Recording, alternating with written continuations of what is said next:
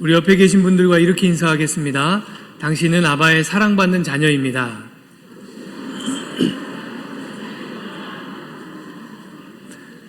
당신은 아바의 기쁨입니다.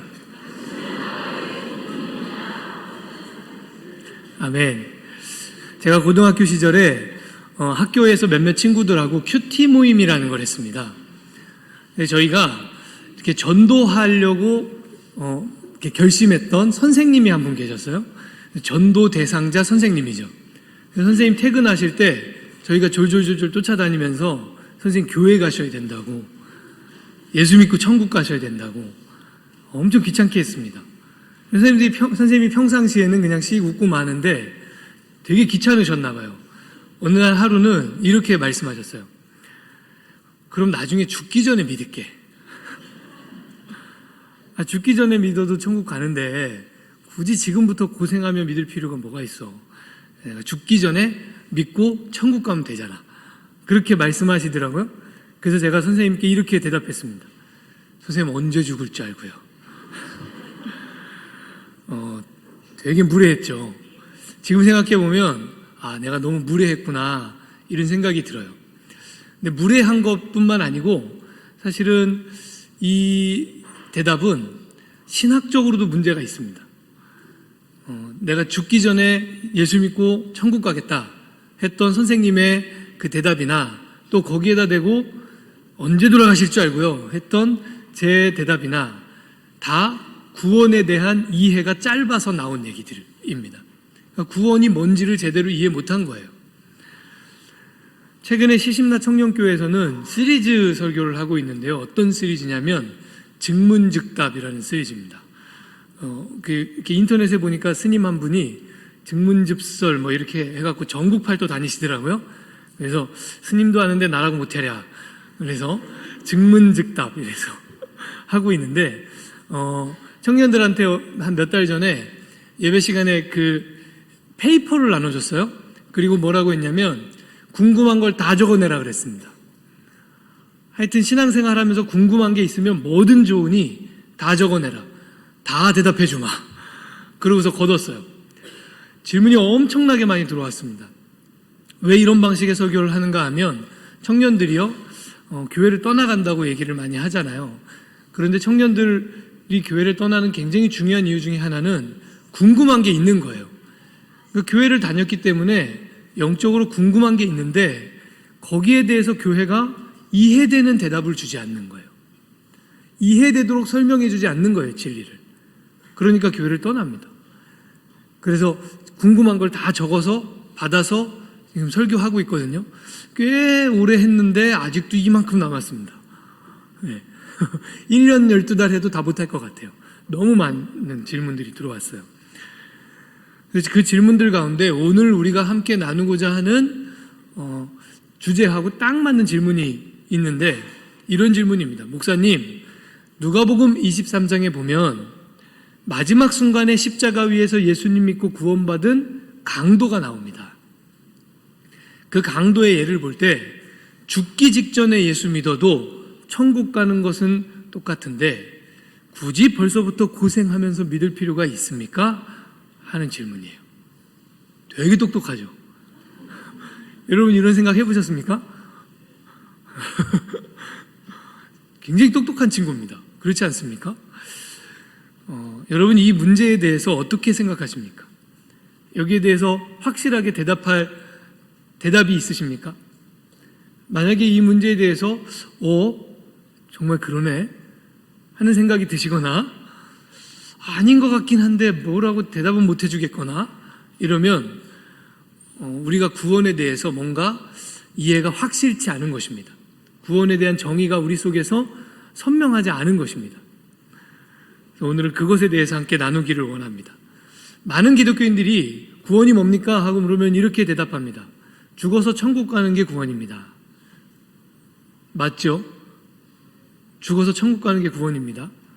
그런데 죽어서 천국 가는 것만 구원입니까? 죽어서 천국 가는 것만 구원이다 이렇게 생각하면 굉장히 심각한 오류가 생기기 시작합니다. 기독교인들이 이 땅에서 왜 살아가는가? 그 삶에 대한 정의를 내릴 수가 없게 됩니다. 죽어서 천국 가는 게 구원이면 왜 우리가 삽니까? 빨리 죽는 게 축복이죠. 아닌가요? 여러분, 구원은 죽음하고만 연결되어 있지 않고 반드시 우리의 삶과 연결되어 있습니다. 그래서 그리스도인들은 죽음에 대한 분명한 정의가 있어야 되고 비전도 있어야 됩니다. 여러분, 예수님이 십자가에 죽으신 것, 이것이 예수님의 죽음에 대한 비전입니다. 그러니까 그리스도인은 그 마음속에 나는 무엇을 위해서 살고 무엇을 위해서 죽을까 하는 질문이 있어야 돼요. 그리고 그거에 대한 나름의 고백과 해석이 있어야 됩니다. 그런데 그것만 가지고는 안 됩니다. 삶에 대한 정의와 비전도 필요합니다. 나는 왜 이 땅을 살아가는가? 그런데 죽음과 삶이 나눠져 있습니까? 사실은 인간에게 삶과 죽음은 하나죠. 나눠져 있지 않습니다. 무슨 얘기인가 하면 죽음에 대한 정의가 올바르지 못하면 삶에 대한 정의도 올바를 수 없다는 것입니다. 우리가 죽음을 제대로 해석하지 못하면 삶도 올바르게 해석하기 어렵다는 것입니다. 그래서 그리스도인은 죽음에 대한 정의도 확실해야 되고 삶에 대한 정의도 확실해야 됩니다. 제가 어릴 적에 크리스마스를 참 좋아했습니다. 여러분도 좋아하셨죠? 어릴 적에 크리스마스.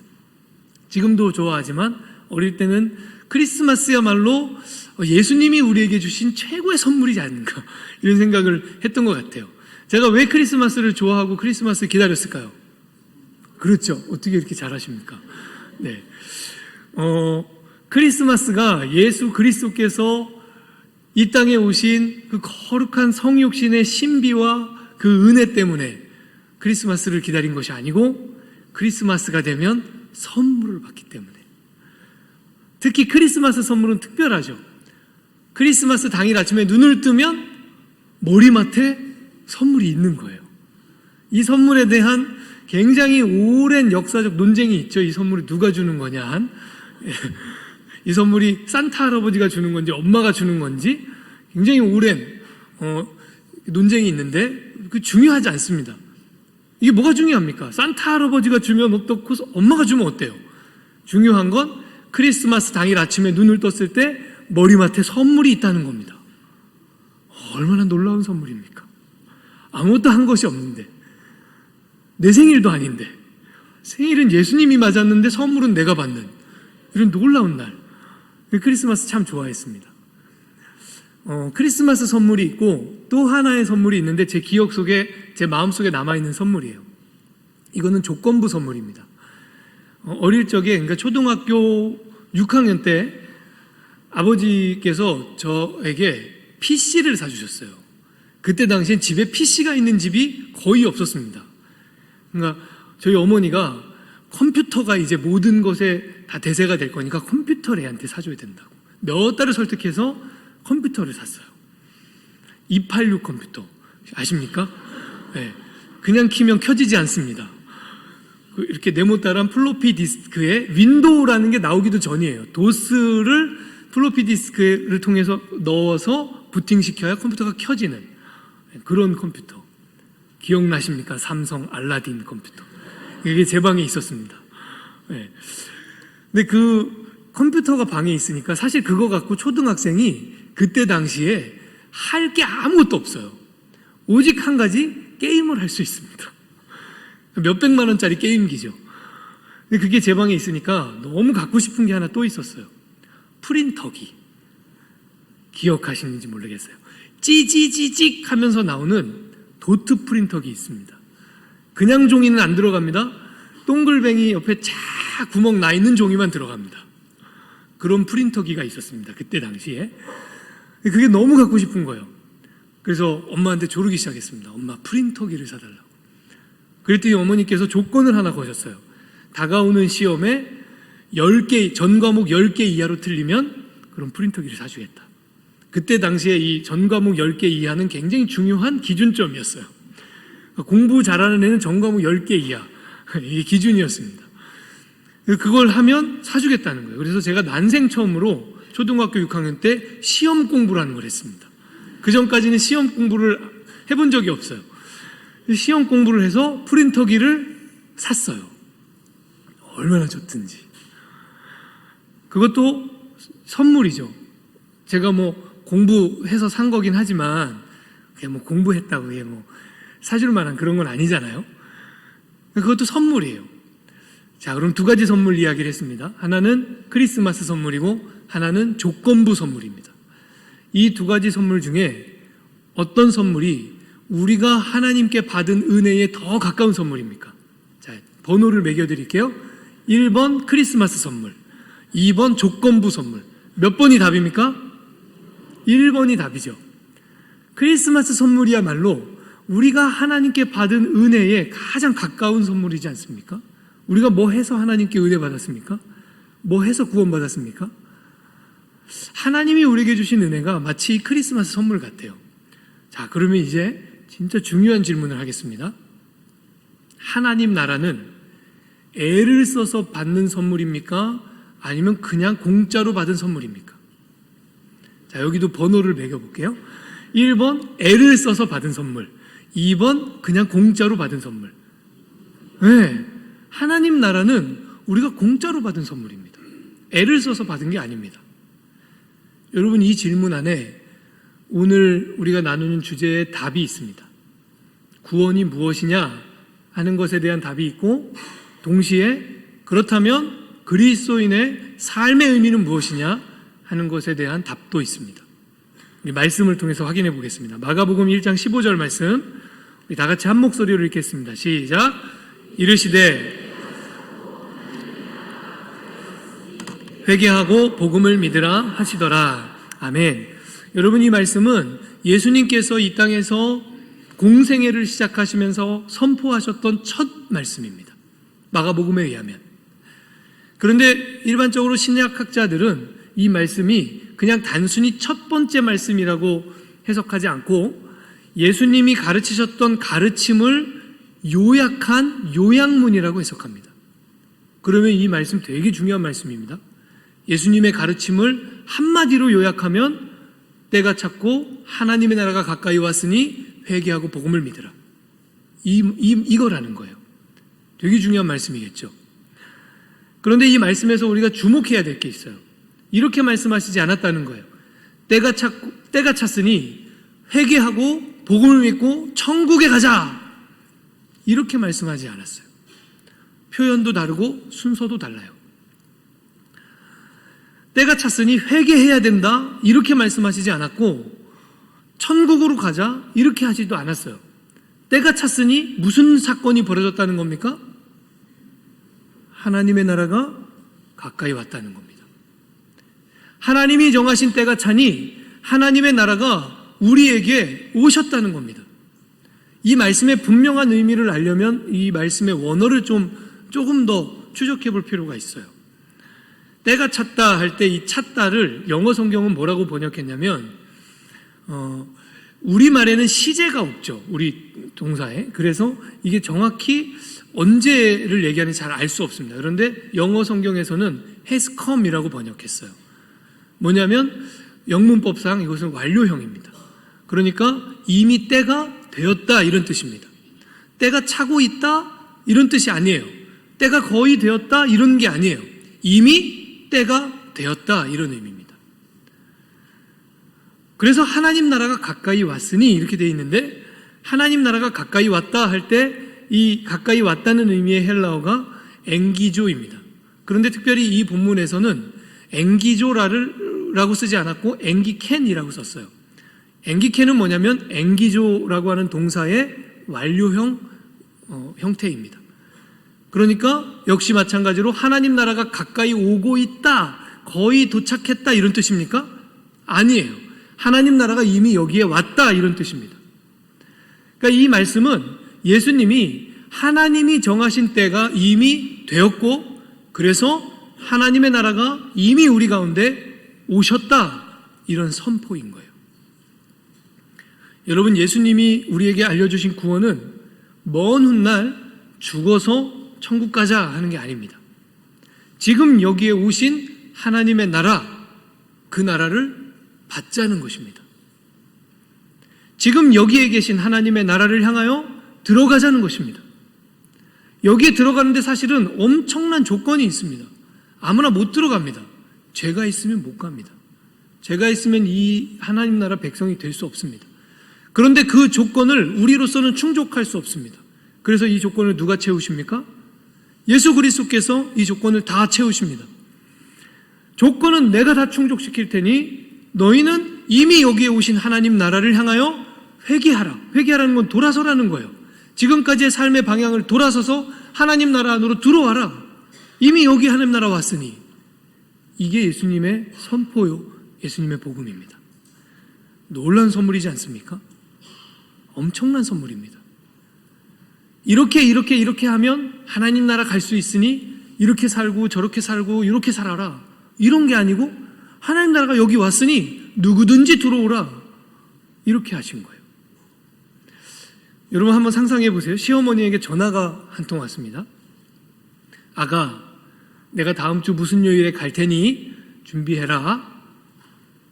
복음입니까 이거? 전화를 끊는 순간부터 며느리는 엄청 바쁩니다. 밀린 살림 다 정리해야 되고요. 냉장고도 한번 다시 봐야 되고요. 음식도 장만해야 되고요. 청소도 해야 되고요. 할 일이 너무너무 많아집니다. 만약에 예수님께서 이 땅에 오셔서 몇 월 며칠에 하나님 나라가 올 테니 지금부터 준비하고 채비해라.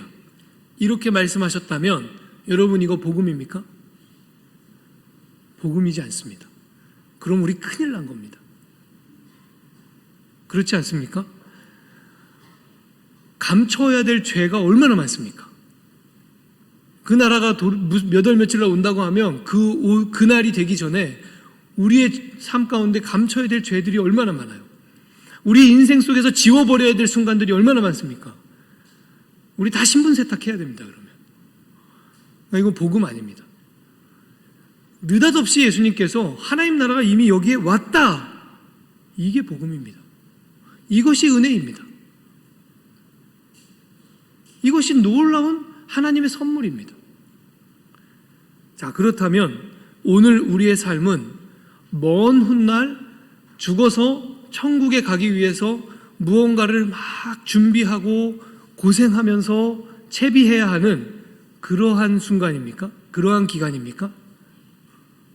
그렇지 않다는 거예요. 만일 구원이 그런 거라면 죽기 직전에 예수 믿고 천국 가는 사람이 축복이죠. 누가복음 23장의 강도가 정말 축복받은 사람입니다. 자기 마음대로 살았는데 마지막 순간 예수 믿고 천국 갔잖아요.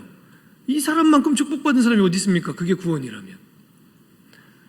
우리가 다 이 누가복음 23장의 강도를 롤모델 삼아야 됩니다. 만약에 그런 게 구원이라면. 그러나 예수님이 약속하시고 말씀하신 구원은 그런 게 아닙니다. 하나님의 나라가 여기에 와서 우리의 삶의 의미를 뒤바꾸셨다는 것입니다. 하나님 나라가 여기에 오셔서 우리의 삶의 의미가 뒤집어졌다는 것입니다. 우리의 삶의 의미가 바뀌었다는 것입니다. 그래서 우리에게 오늘은 먼 훗날을 준비하기 위한 고생의 하루가 아닙니다.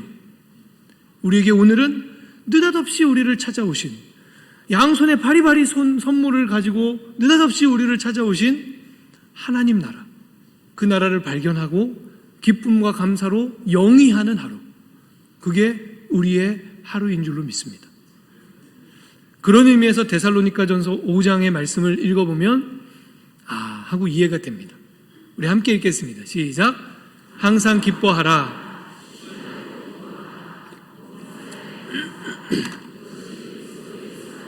너희를 향하신 하나님의 뜻이니라. 아멘.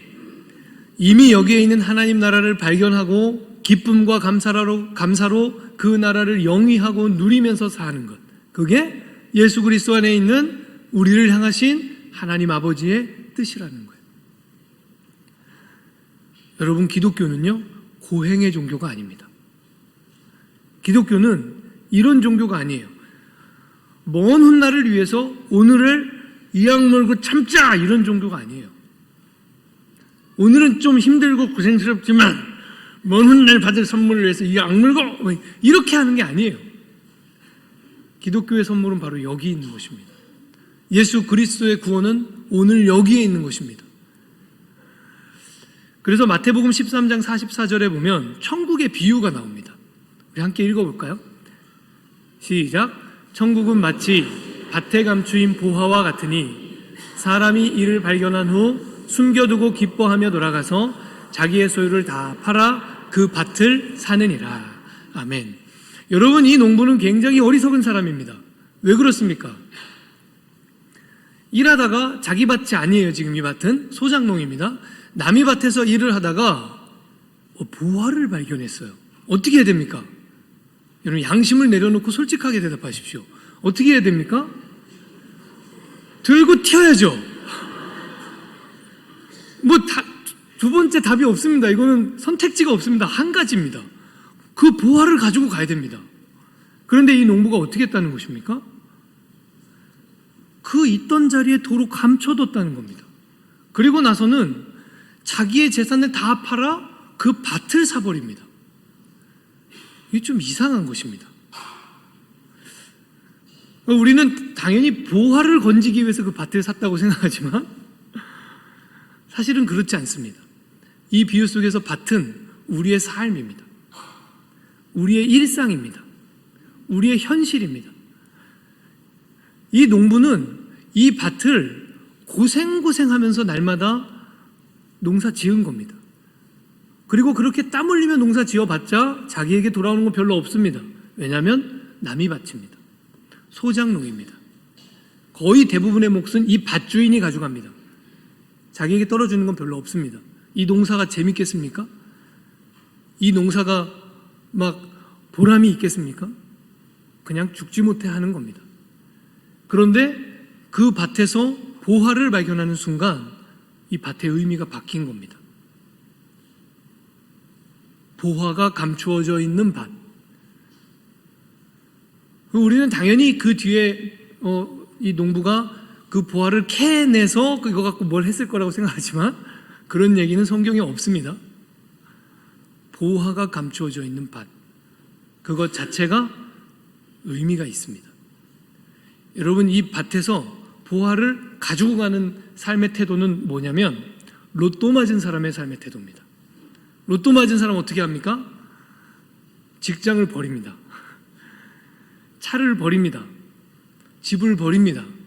자기가 지금까지 영위해왔던 삶을 다 버리고 모든 걸 새 것으로 바꿉니다. 로또 맞은 사람의 태도는 그런 겁니다. 그에게 밭은 더 이상 아무 의미가 없습니다. 그에게는 보화만이 의미 있습니다. 그러나 오늘 이 천국을 발견한 사람에게는 밭이 의미가 있습니다. 보화가 감춰져 있는 밭. 여러분, 정말로 죽기 직전에 예수 믿고 천국 가는 게 최고의 은혜입니까? 구원이 그런 걸까요? 우리의 삶의 자리에 느닷없이 찾아와 주신 하나님의 나라, 그 나라를 발견하는 기쁨. 그래서 내 삶 가운데 하나님의 나라가 이미 들어와 있었구나, 하나님의 은혜가 이미 들어와 있었구나, 그것을 발견하고는 자기 삶의 의미가 뒤바뀌어서 그 삶을 그 은혜 가운데서 살아가는 것, 그것이 그리스도인이 받은 선물이요 구원의 의미입니다. 그렇게 보자면 이 누가복음 23장의 강도는 너무너무 안쓰러운 겁니다. 이 예수 그리스도와 함께 가는, 그리스도와 함께 살아가는 이 삶의 기쁨을 이 사람은 누려보지 못했어요. 비록 마지막 순간에 그리스도를 알게 되었지만, 그러나 그리스도와 함께 사는 기쁨, 그것을 이 사람은 누려본 적이 없어요. 너무너무 안쓰러운 거죠. 여러분, 오늘 이 예배와 말씀 속에서 감춰진 보화를 발견하시기를 주님의 이름으로 축원합니다.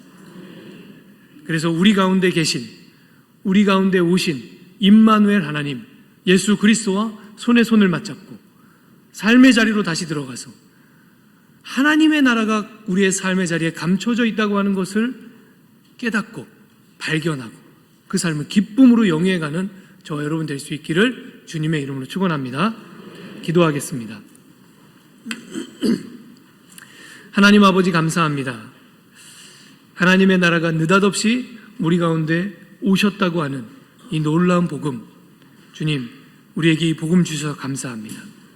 하나님의 나라가 우리 가운데 있습니다.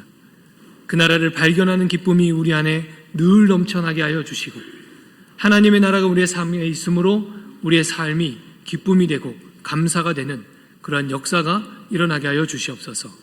예수님의 이름으로 기도합니다. 아멘.